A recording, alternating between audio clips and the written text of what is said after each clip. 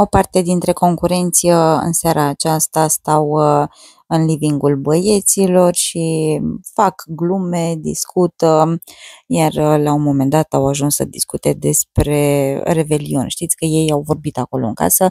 că vor petrece Revelionul împreună și spunea Ștefania, o să vină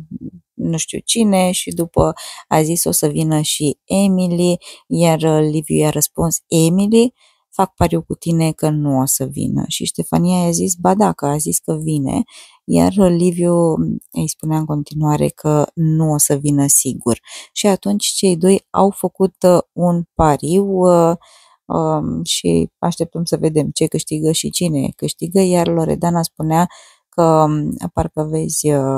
că Liviu o să se cupleze și de Revelion se desparte pentru că se va întâlni din nou cu Emily.